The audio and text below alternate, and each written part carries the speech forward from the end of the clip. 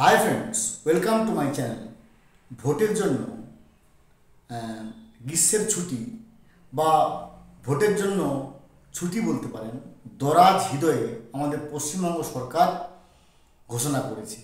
আসুন আমরা এক ঝলকে দেখে নিই যে পশ্চিমবঙ্গ সরকার 3টি ফেজে ছুটি কোন কোন জেলায় কবে কবে ঘোষণা করেছে।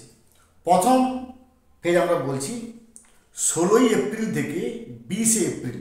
তো 16, 17, 18, 19, 20 5 দিন ছুটি। এখানে ভোটের জন্য আমরা সবাই জানি যে প্রথম দফার ভোট আছে 19 এপ্রিল।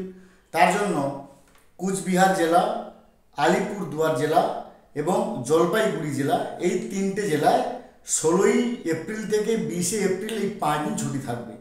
এরপরে আসুন দ্বিতীয় ফেজ।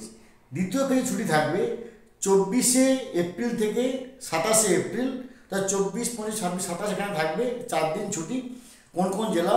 দার্জিলিং জেলা, কালিম্পং জেলা, উত্তর দিনাজপুর, দক্ষিণ দিনাজপুর, এই 4টি জেলায় ছুটি থাকবে 24 এপ্রিল থেকে 27 এপ্রিল।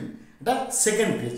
এবং থার্ড ফেজ আরও খানিকটা দরাজ হৃদয় নিয়ে ছুটিটাকে খানিকটা অতিরিক্ত করে ওটাকে একসঙ্গে মার্চ করে দিয়েছে।